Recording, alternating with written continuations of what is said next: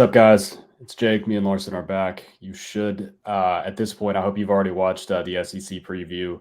We did the ACC preview. It was, we're not going to point fingers at who was responsible for it being lost, but we're going to redo the ACC. By the time you see this, the Big Ten should be out. We had a lot of good picks with the Big Ten. I feel good about those. The Pac-12 is another conference. I have a ton of picks here. And they're ones that I feel pretty good about. There's a lot of teams here that I feel pretty strongly about. And I think the Pac-12 is going to be really competitive. Yeah, it sucks that it's its last year, and it's probably the best it's been in a long time. I mean, in terms of teams that I feel like would be really good teams or teams that could at least make the playoffs, probably there's 5 or 6 that really have separated themselves. So I'm looking forward to a great year watching it. It's definitely the best quarterback conference in college football. I can agree with that. Arguable. Yeah. It's definitely not the SEC. It's definitely not the SEC. This is the I gotta year say that, easily, the Pac-12 quarterbacks have come together. So it's gonna be a very good year. Even the bad teams, like we'll go ahead and start with alphabetical order. Arizona, like a team that's win total sitting at 4.5 or 5. Not a very good team, but still a really good quarterback. Jaden Delore is the quarterback. He's great numbers last year. He can really sling it around with kind of the best of them in the conference, but a lot of turnovers from him. He's got to reduce turnovers is the big thing. Their running back room is all right, but they lost their best receiver to USC, I believe. So Jacob Cowing comes back, and he's actually pretty good for them. So they're going to be able to sling it around and score points like they did last year. They were in the top 10 for passing offenses, which is pretty typical. You're going to see that a lot with these Pac-12 teams. The only problem with them last year with the offense was they got to the red zone. They couldn't score points. And so that led to them having a pretty bad record. And that's why you see a win total at 4.5. Defense nationally was in the bottom 10. Not very good. Gave up a ton of points. Justin Flo, the former 5-star linebacker from Oregon, comes in. So he's going to kind of lead the unit. And really any progress from this defense, they gave up 36 points per game. Any progress is good progress for Arizona. With the win total 4.5, it's a stay away for me though. Anything you see? Yeah. See, I would like the over on this. I actually projected them at 6 wins, just going through the schedule. But there's a lot of ifs here. There's some games here that they're probably just going to have no business competing in. They're not going to go win in Starkville. They're not beating Washington. They're not beating USC. They're probably not beating Oregon State, UCLA, or Utah. But then you look and you say, okay, well, they got Colorado, they got Arizona State, they got Washington State, and 2 non-conference games. There's 5. But, that's very little margin for error. So I really don't have one here. I think they could win 6, though. I think they're definitely a team that's improving, that's definitely on the rise. Well, there is a world, too, where they can possibly get to 4 wins before their bye. That is true, yes. So you have Northern Arizona, UTEP, at Stanford, and at Washington State. That's not even counting the trip to Starkville. So, and then you have Colorado on the back end, too. The after their bye, the back end of the schedule is just loaded. Oregon State, UCLA, Utah, and Arizona State, all not easy games, all pretty tricky games. And even their home schedule is just brutal. Washington, Oregon State, UCLA, Utah. Home field advantage isn't changing the outcome of any of those. No. Oregon State, UCLA, Utah should all win comfortably. But yeah, I think there's a path. I don't think I'm confident enough to really put anything on it. But I wouldn't be surprised if Arizona's a 5-6 win team. Yeah, it feels like they're sitting around that mark. So yeah, stay away from me. To the same team in the state, Arizona State, win total also sitting at 4.5 or 5. I found it at kind of 2 different places. This is a sneaky team that no one talks about when they think teams that completely overhauled their roster. So Kenny Dillingham comes in as the new head coach. They have 43 new players on this roster, a ton of transfers, new head coach, offensive coordinator, defensive coordinator, and quarterback. It looks like Drew Pine's going to be their quarterback from Notre Dame, which I think is just I think he's out. I think they're preparing to have Rashada start, which is why I have them on. Oh, good. Yeah. Okay. I think Rashada will be better, but there's going to be some adjustment period there, and the schedule doesn't do them any favors. They do get Southern Utah to start, but then they host Oklahoma State. And then they host Fresno State, which is, as we've discussed before, that's not a gimme in terms of out of conference games. I mean, their schedule isn't too terrible. They'll lose to USC the week after that, so you're looking at 2-2. But then they go to Cal, they host Colorado, and then after that, it's Washington, Washington State, Utah, UCLA, Oregon, and Arizona. It's another one that's a stay away from me. But I don't think they're gonna. I don't think they're gonna get to 5. I think they're gonna be relying on Jaden Rashada, who I do think will be good, but he's still a freshman quarterback at the end of the day with a freshman head coach, and it's Well, and he's got guys to throw to. There are some proven receivers and tight ends that everyone seems to like on the coaching staff there. He'll have guys to throw to. Offensive line's a huge question mark. Defense is a huge question mark. Just a ton of new pieces, and it was a defense that was not very good last year anyway. They have 8 home games and 4 road games. Your road games are at Cal, at Washington, at Utah, at UCLA. You're losing 3 of those. You could beat Cal. But out of the home games, I mean, I feel like could they win? I mean, they could beat Southern Utah. They could beat Fresno. You can beat Cal and Colorado and be at 4, and then you need one more. I don't trust really any pieces on the team for me, but it's. I'm very wary of these teams that just have so many transfers. Like you never really know what you're going to get. It is a stay away for me. I do have them projected at the under, but it's also like, it's these very marginal games. Like Washington State and Cal are the 2 offenders mainly, where I'm like, yeah, like maybe like they're not good, but you're also not good, like type thing. Well, so speaking of Cal, they're up next. It looks like you're going to find win total at 5 at most places. I'll go ahead and say this is one of my favorite picks in the conference and really overall for the season is the Cal under. I found it at 5.5 minus 160. I'm projected at 5. Okay, so I was about to say if you got it at 5.5. No, yeah, I'm fine. I even think I think 5.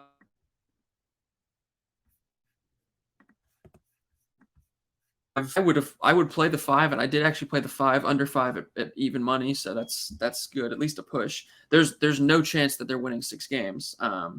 First of all, the schedule, not a ton of favors there. I mean, they're at North Texas in week Auburn. 1. They're -7. I already bet North Texas a few weeks ago and got a good number on that. I think North Texas wins outright. I don't think they're going to beat Auburn. Like Idaho is your easiest game, and Idaho is like a top 10 FCS team. Cal's bad enough that they could lose that game. And then they play the top 6 Pac-12 teams. You're going to go 0-6. You don't play Colorado or Arizona. All of your road games other than Stanford are tough. Washington, Utah, Oregon, UCLA, all on the road. Their coach, Justin Wilcox, too, who I think is probably a dead man walking at this point. His quote after spring was, "We have to make a big jump before September 2nd." So the vibes are not high at Berkeley. Now, did you take North Texas on the money line, or did you just take them to cover? Both. I got them plus 9.5, and it moved down to 7.5, and I also took a money line. I think they beat Cal straight up, really, because Cal just like offensive line. You bring everybody back, but the offensive line was horrible, and everybody's young. There's not a veteran presence there. The quarterback, they got Sam Jackson from TCU for quarterback, who's supposed to be dual threat, really, really good, really promising. And some of the stuff I read just talked about, like TCU was kind of fine letting him go. They didn't see kind of, is he ready for this? And they got a new offensive coordinator. Defense, ton of injuries last year and couldn't pass rush and gave up a ton of pass yards. Like just no promising signs come away from it. They'll beat Stanford and they'll beat Idaho. After that, they could lose every game. I mean, they could go 2-10. So it's, for me, a huge under. It's one of my favorite ones. And even their conference wins are at 3.5. It's -200 for the under. Like they're not winning 4 conference games. So absolutely not. No. That's me for Cal Berkeley. Well, how about that, folks? Where are you going to get it anywhere else? Where are you going to get the Cal? You can't get, just trust me on Cal Berkeley. And I don't know if you have any strong opinions on Colorado sitting at 3.5. Do I? What do you think? These guys are a joke. Like that's my thoughts on them. And it's just more of a Deion Sanders thing. And trust me, if anybody's gonna like Deion Sanders, it's me. I'm a huge Falcons, I'm a huge Braves fan. The guy's in over his head. He's a clown. They gave up 500 rushing yards a game last year, and I don't know what people think is going to change about that overnight. The fact of the matter is, they're still a bad team with a really hard schedule, and Deion is coming from he's coming from lower levels of FCS. I don't know if HBCU has their own divisions or if they're just considered FCS, but I don't think he really understands the jump that he just made. And he has this unbridled confidence, like he always will, which I can respect to a degree. But people are out of their minds. People are making donations to Vegas. This is the team that has like the fourth most bets to make the playoffs, and it's people that have absolutely no idea what they're doing. They're making charitable donations. They're not winning 3 games. I got them at 4 too. They're certainly not winning 4 games. And even then, I got the hook on that. If they get lucky, I was going to say, so it opened a while back at 4.5 or 4, I think. It's sitting now at 3.5 with the juice to the under. I just need people to be prepared for them to be 0-6 going to Stanford. I think it's very possible because you're not beating TCU. They might be Colorado State. They could be Colorado State. They're 10 points favorites against Colorado State. I think Colorado State actually is going to take a jump up, and that is just a game that they could lose. I've already seen a lot of people that I trust in whatever industry talking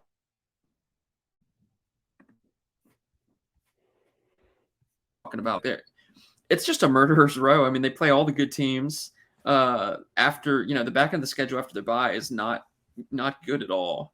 I think it's funny, like their 2 easiest games of the year, Colorado State and Stanford, both teams are coming off byes before they play Colorado. There's just no favors. Even a team like Washington State, which is like a marginal Pac-12 team, they could maybe beat. They got to go. It's probably an under for me. I haven't bet it, but yeah, I definitely took the under.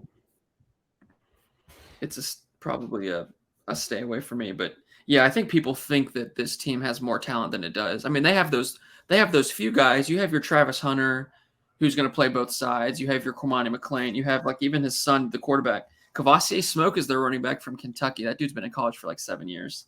Like outside of that, really no talent. Cormani McClain too. We're also talking about a true freshman corner. As good as he is, still a true freshman corner. Right. Will he be able to make an impact right away as a true freshman? I don't know. Against teams in Pac-12, they're just going to sling it around. Probably do people also not understand how many yards per game 500 yards a game? I've seen the clips out of camp too because it's funny because people try to hype them up. And the people who are not the top guys on those rosters literally do not look like they belong playing even JUCO or college football. They're going to be awful. They're going to be terrible. No. If they win 1 game, I won't be surprised. This is probably my most heavily bet total of the entire year. It was the first one I put in. Fraud watch, 100%. Yeah, I absolutely agree. Moving on now to from the bottom of the conference towards the top to Oregon, sitting at 9.5. The unders around -120 on there, so that's a slight lean, very slight lean from Vegas. Bo Nix is still there, and Bo Nix had a really good year last year. He was really one of the better quarterbacks outside of take away the Georgia game in week 1 because that kind of lingered with everybody. I think they went on a nice run after that and kind of I think only had 2 losses, which were really explainable losses. Running backs are good. His favorite targets to throw to return. The offense was around 40 points per game last year, top 10 in the country. They lose Kenny Dillingham, the offense coordinator. He goes to Arizona State. The defense was a little shaky. Like, your last 2 losses, Washington scored 37 points. Oregon State scored 38. So it was really the defense that kind of did him in. The offense could score with anybody. So they lose Justin Flo. They lose really good cornerback Christian Gonzalez. They lose a safety, a pass rusher. They lose a few key guys. I think the defense this year is going to really struggle to stop running attacks like Oregon State. We'll get to later is really good. I really like Oregon State, especially in that matchup, which is later in the season. But at 9.5, there are a lot of good wins on the schedule. There's no game you would look at and say they're going to lose that game. But a lot of close spreads. 4 of their last 5 games are really hard. So it doesn't help. I tell you the hinge point. We talked about them. We will talk about them in the Big 12 preview. They have to go to Texas Tech, and I do not think that's going to be an easy game for them. They have to go to Washington after the bye. They have to go to Utah, and then in the last 3 weeks of the season, they host USC and Oregon State. Like, they have a very difficult schedule, but there are gimmies on here. That's the thing. Is like, okay, Portland State, Hawaii, Colorado, Stanford. There's 4. I got 4 right there in my pocket. Washington State, Cal, and Arizona State. There's 3 more, but it's like, man, that's a murderer's row of games, especially with 3 of them being on the road. Yeah, I think I really don't like those last 5 games. You throw Cal in there. It's kind of a tricky spot, but Cal's bad. But you get your Oregon State and your USC's. It's just there's no room for error really. Yeah, it's ultimately a stay away. 9.5 is a really good number, and I think there's potential for Oregon to win 10. If they win 10 or 11 games, I'm not surprised. I think they're really good. So, and if they win 8, I'm not going to look at them and be like, oh, these guys are terrible. I'm like, right. Wow, they play a really tough schedule. So right. It's also Pac-12 is a good conference. So I mean, it is what it is. I have them projected at 9 wins. So if this was at 9, I'd be a little bit more comfortable with it. But that's a tough hook. Yeah, the hook is tough. Another one where the hook was really tough for me. I have a really weird thought process on Oregon State. They're sitting at 8.5, juiced -150 to the under. Oregon State, what a great year last year. They kind of burst onto the scene. They won a lot of games. They go in the offseason and they get DJ from Clemson, the new quarterback. We're going to see how he can shape up in Corvallis. There should be less pressure on him. The makeup of the team, the first thing that stands out is they might have the best offensive line in the country, which is crazy to say, but their offensive line is really good. So there will be no pressure on DJ, really. Even, they're going to play teams that have good defensive lines, but this offensive line can handle it. Damian Martinez was a great running back for them last year and is being called the best running back in the conference. And they've got the makeup of a team that's going to score a lot of points just like they did last year. So I like that direction of the team. Do you think DJ can be the guy? I think Oregon State can start 10-0. I love Oregon State this year. We've been so yeah. I don't know if anybody remembers this from last year, but I put a nuke on Oregon State at home against USC, and they almost won. They should have won. They had a couple of bad picks. It was kind of a big what do you do, but I took the spread too, so I was fine. But yes, I think it was a 17-10 final or 17-13 final. 17-14, and that game goes down in the USC turnover luck Hall of Fame because 100%. I mean, I think they were like +4 on turnovers and barely won. So I was, right side, right side. But it is what it is, and yeah, they're going to be the right side in a lot of games this year. But I mean, even the schedule, you look, they weirdly go to San Jose State to open. UC Davis, San Diego State. Do what? Well, Utah and UCLA, both get to go to Corvallis, which is a tough place to play. Yeah, and then the last 2 weeks you got Washington and Oregon, which are going to be 2 tough games. But like I said, I think they could be 10-0 before then, and you're already a game and a half over your win total. Yeah. They also, the last 2 years, Oregon State at home, 13 home games. They're 13-0 against the spread. This is a team that plays very, very well at home. Their last 2 losses last year were to USC and Washington by 3 points each. I mean, they're a few plays away from really like being a great team or probably even making the Pac-12 championship and winning it. This is a team we saw undress Florida in a bowl game too. Almost shut them out. Yes, and their defense last year, Oregon State, was incredible. There's a few guys, but a lot of the foundation's still there in terms of defensive line. They lost some guys in the secondary, but it's still a pretty deep and experienced unit. So I really like everywhere kind of on the roster. My play here was I don't even know if it makes any sense. It made sense to me. I felt like this team's either going to hit it big or it's maybe 8-4. Something. Yeah. I could have played over 8.5 at plus money and felt really good about it. I ended up just. I like Jonathan Smith too. I think he's a coach that is ascending. Like they've improved every year with him. As an underdog, I said Jonathan Smith as an underdog is great. I ended up just playing Oregon State plus 1,200 to win the Pac-12 with the intention of if they can make the Pac-12 championship, I can hedge it. That feels somewhat safer to me than a win total. I'm not sure why. I think it'll kind of like you get better odds for it. But I like the Beavers a lot. I think they're a real sleeper. When I was playing with this scenario, there was a situation where I had 8-4 Utah in the Pac-12 championship over 2 teams that had won 10 or 11 games. I can't remember how exactly it worked out, but I mean, like I said, we'll get to Utah in a moment because their schedule's brutal. But the Pac-12 championship could be like 6 teams, and I would not could be anybody. Surprised. One team that it will not be is Stanford. Oh. It was sitting. I'm glad we're aligned on this too because I saw this and I jumped on it, and then I was like, am I being a little too hard? Did I overreact? No, you did not. Sitting at 2.5 or 3. This team is the absolute like what a mess team of the of the Pac-12. They're probably the worst. They've got to be the worst Power 5 team. They're up there with Virginia, and this team is really bad. They have 6 returning starters total on the whole team. New head coach is Troy Taylor. He came from Sacramento State. They were an offensive just juggernaut, 40 points per game in the FCS. And the last few years under David Shaw, the offense has gotten pretty stagnant, pretty slow. They couldn't score. They were boring to watch. All that stuff. You only get 2 returners on offense. One of them is your tight end, who's pretty good. Offensive line is brand new. Defensive line, decent. Defense is okay, but it's just like it's Band-Aids all over the defense. It's a team that I don't think was going to be able to stop anybody. Even week 1, they play Hawaii. They're at Hawaii. I like Hawaii a lot there. It's another one I bet Hawaii spread, Hawaii money line. Man, when people are picking Hawaii over you, that's when your program's at a tough spot. Vandy's a 17-point favorite, and that's one of my favorite bets of week 0. That's a tough look. But I looked at this team too, and I think I eventually arrived on 3 wins, and that was a little generous. They do play Sacramento State, get a weird revenge game. Yeah. And I have them beating Colorado in Colorado, but that's a game that Colorado could actually win. I feel pretty comfortable saying this team is a 2-1. At worst, if you're at 3, you're getting the push. There's absolutely no chance in hell this team wins 4 games. Their schedule's not super easy either. They have Notre Dame at the end of the year, of course. I think Cal can beat them. They get Washington, UCLA, Oregon, and Arizona, and then they have to go to USC week 2. They're not beating any of those teams. No, and they get, after their bye, they get UCLA, Washington State, and Oregon State all in 4 weeks. Yeah, not promising. Absolutely. Notre Dame is like the kick in the balls at the end of the schedule. They randomly play them.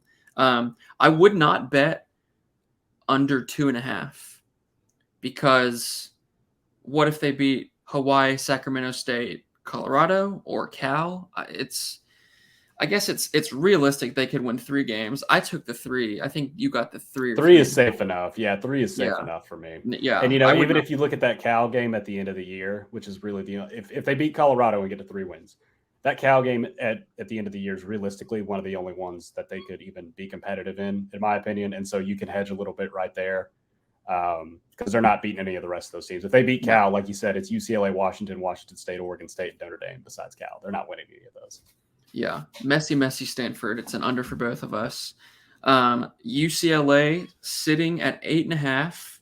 This is another team I was really eyeing, and I haven't had a play on them. I think I want to. I don't really know how I would do it. They're plus 1,300 to win the Big 12.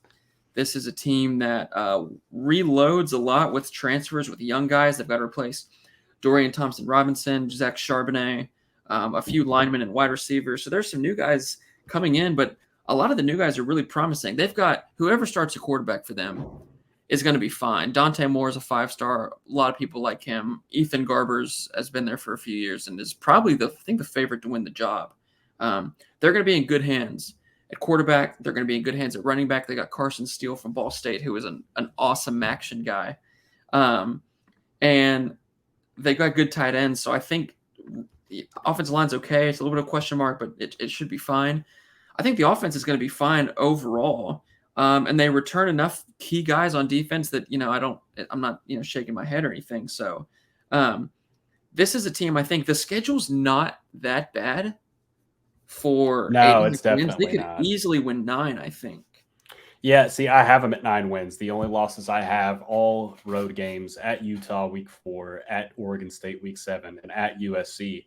And other than that, looking at the schedule, I don't see any other losses. They get Coastal Carolina, San Diego State, North Carolina Central, Washington State at home, at Stanford, Colorado at home, maybe at Arizona, but they finish with Arizona State and Cal. Those 3 games I have circled as losses. Probably feel pretty confidently those will be losses. But other than that, the 9 wins I feel pretty good about. But that's a very, very small margin for error. Yeah, the home schedule too is really easy. All your tough games.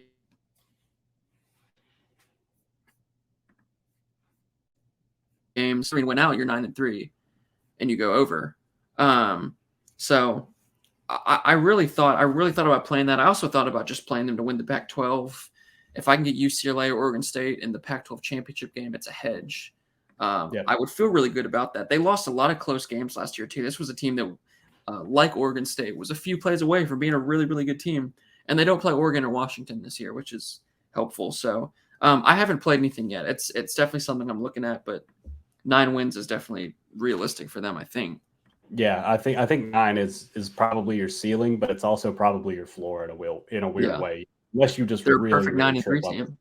Yeah, unless you just really trip up at some point. Maybe, like I said, maybe Arizona. Right, But which is I don't see possible. anybody else. That's going to be I think they're solid.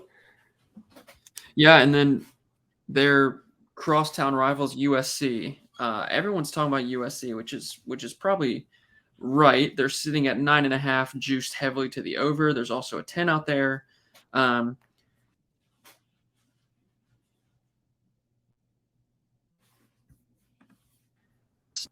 I don't know if I was bugging out right there or not. A little bit. You're good. Go ahead. No, just this is USC. I think everybody knows really what to expect with USC. I mean, you've got the best player in college football. You've got great wide receivers. Marshawn Lloyd's in at running back from South Carolina. They're going to score.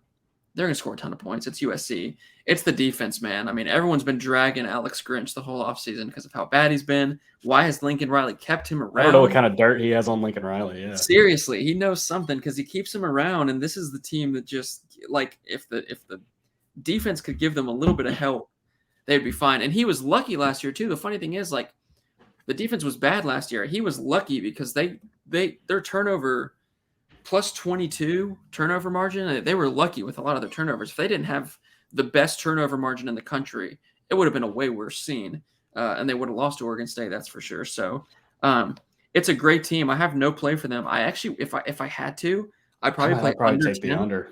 Yeah. But it's uncomfortable. It's like the schedule just all of a sudden just hits an absolute meat grinder. Like you're breezing through, and then you look, to South Bend. Week after, hosting Utah. Then you get Cal, hosting Washington. Got to go to Oregon, hosting UCLA. Like it's hard for me to say that they're going to come out of that unscathed. So yeah, if I had to pick something, I'm probably picking the under. Yeah, they'll be 6-0 going to Notre Dame for sure. But after that, it is just there's no room for error at all. You've got to just be on your game every single. I feel like the best, unless you're just so confident in these guys, which I'm not. I think the best you can hope for is a push. If you got 10 exactly, I think the best you can hope for is a push. Maybe lose at Notre Dame, lose to one of Washington, Oregon, or UCLA, and maybe even Utah. Yeah, the other scary thing is there's a world too where we don't know really how good the defense is until probably that Notre Dame game because it's just a bunch of cupcakes at San Jose States and Stanfords and Nevadas. I mean, we won't know really the defense because how good is the defense? We won't know until get into conference play, and you probably play Notre Dame, which is in October. So, stay away from me on that one. There is also a little bit of, I think, a sense of urgency, it sounds like, from what I was reading about. This is the last year in the Big 12. This is the last year you can really capitalize on kind of bad competition, which is funny because the Pac-12 has been really good. But next year you're in the Big 10, you have a new quarterback. It's all going to change. So USC, this is your year for sure if you're trying to win the championship. Utah, 8.5. The major headline here is Cam Rising because he's probably not. I definitely don't think he's playing against Florida week 1. Still hurt, ACL in the Rose Bowl. He's huge. He's just the cloud looming over it. And I cannot make any opinion on Utah until I know kind of when he's going to be back. What do you have? Anything for them? See, here's the thing, too. Here's the thing with Utah. I assume 8.5. I have them at 8. But the thing is, like, who the hell made the schedule for these guys, man? How do you start with Florida and Baylor? And you're probably not going to have Cam Rising. You might be on your third string quarterback for both of those games. I can't pick them in those games. I can't even pick them over Florida. Like I think Florida's going to win that game. That's part of me having them at 8-4. But after that, it does get a little better. I mean, you host Weber State, you host UCLA. You got to go to Corvallis, which is probably another loss. You host Cal, you have to go to USC, host Oregon, host Arizona State. You got to go to Washington, to Arizona, and then you host Colorado. Man, it's a tough schedule. And I believe in Utah. I feel like, betting against them is never really a smart move. They're easy to trust. They are, but not on their third string quarterback against, even in Salt Lake City, which I believe is a very tough place to play, even against Florida and Salt Lake City.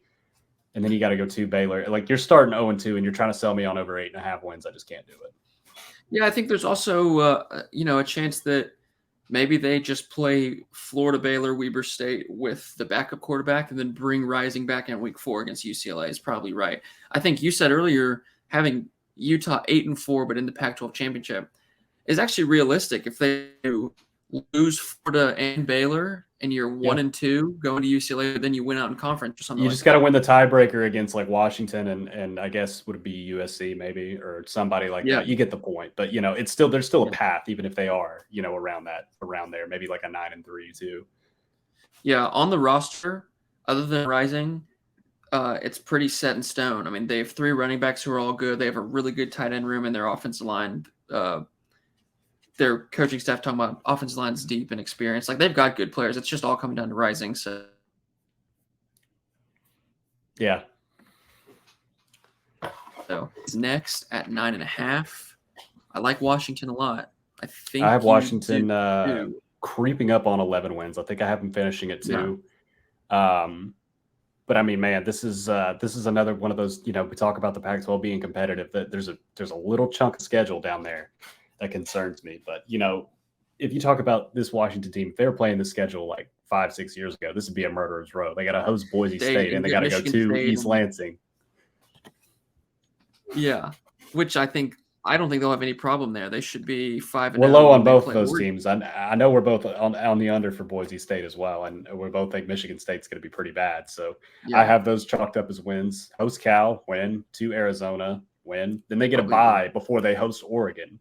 Yeah. And then after that, you got Arizona State, Stanford. But that's the problem is because then you go to USC, you host Washington, and then you go to Corvallis, and then you get the Apple Cup, which anything can happen with. It's those last 4 games that are really bugging me that could really change their whole season. But I think they could be a 10-2 team. Absolutely. Oh, for sure. I think so too. I think over 9.5 is probably a great bet. USC at USC, hard game. You're going to get Utah after that, which at that point will be a much healthier Utah team and fits the big letdown spot too if you actually win the USC game too. Right, and then Oregon State will be tough. Obviously, Penix is a Heisman guy. People are talking about. They've got really good receivers. This was the number 1 passing offense in the country last year, and they were top 7 or 8 in scoring. I mean, the offensive metrics for them are absurd. The defense is not that bad. Like their defensive line is really good this year. They'll be able to get after the quarterback a lot. All sides of the ball, even like special teams, like they should be really solid. I grabbed a while ago over 9 at plus 110, which feels so safe because, I mean, I guess the only way they would lose 4 games is you have to lose all 4 of those big games: Oregon State, USC, Utah, Oregon, which I don't think is going to happen because I think I think Washington's that good. Yeah, they're probably my pick to win the conference if I had to make one. Don't be surprised if they're like a playoff game. I put a half unit on it. I did get plus odds at over 9.5, which for obvious reasons. I think it's great. Yeah, I think that was still fine. I didn't feel like yucky about it, but I didn't make it a full unit. But I was like, yeah, I want to show that I trust these guys a little bit, but I can't. If it was 9, it might be my favorite bet out of this entire conference. Yeah, but yeah, I absolutely agree. I think Washington is playoff good. I'm excited to watch them. Washington State, last team here in this Pac-12, sitting at we're sending them off the right way. Rest in peace to the Pac-12. Rest in peace to Washington State, who will probably be in the Mountain West next year. They are minus 160 to the under, which is 6.5. A little bit of a mess with this team because like Cam Ward is a really good quarterback, and I think we bet Washington State a few times last year, and they came through because they started off the year pretty well. They only ended up doing 26, 27 points a game, which is just not good enough in the Pac-12. That has to improve. They went and they got a new offensive coordinator. It's their 4th OC in 3 years, which is not great. Wide receivers are new, unproven. Offensive line gave up a ton of sacks last year. So it's hard looking offensively and seeing that this team is going to be as good as they were last year. And schedule-wise, not a lot of easy wins. I don't like them in week 1. They're minus 12 at Colorado State. I think Colorado State can keep that one close. And like at UCLA after your bye, Arizona. They're going to host Wisconsin too. They host Wisconsin, where it's a revenge spot in Wisconsin for, it's supposed to be a lot better, is what it looks like. They just catch they catch bad teams in tricky spots. They play Cal on the road, which Cal's bad, but it just sucks. You have to go on the road for that. That's a game it's like Cal. That's one of the ones that Cal has circled. Like, oh, we can win this one. We can win it. Absolutely, absolutely. Yeah, it's nothing for me. It's probably an under if I had to bet it. It feels like a 5 or 6 win team. Yeah, I completely agree. Like I said, this is a spot where I said Colorado could even win a game. I'm not super confident in these guys. I think, if you see it at 5, you could. I just don't love it enough to keep it at 5. At least there's not a hook on it. But 5 feels right for them. If they're 5-7, 4-8, 6-6, none of those numbers will shock me a lot. I think 6-6 would, but I don't think it's out of the realm of possibility is the problem. So, I think 5's a good number for them. I wouldn't be surprised if they finish right at 5. And so for that reason, I don't really have a play for them. Yeah, there are 6 winnable games. I mean, if you win all 6, you're still under. I think it's I think it's probably an under. I don't have anything there. Overall, Pac-12 going to be very fun. Should be, yes. Yeah, I think Washington. I love coming away. I think Washington's great. I would say Oregon State and UCLA are the big sleepers in the conference, but it's really kind of up in the air with a lot of teams that can win it. Yeah, so we talk about it all the time. Somebody's got to lose these games. Someone has to. You look at somebody's going to be a little disappointed, whether it be Oregon at 9-3, Utah at 9-3, or Oregon State. Maybe Oregon State and Washington are as impressive as we think they're going to be, because I have them both at 10-2. Maybe those guys go 8-4 and they're kind of just plateau where they are. But it's one of those things. I don't know if it's going to be a mix. I don't know if somebody's going to separate or if everybody's just going to kind of beat each other up. But I'm excited to watch it. Yeah, and I hate to fade two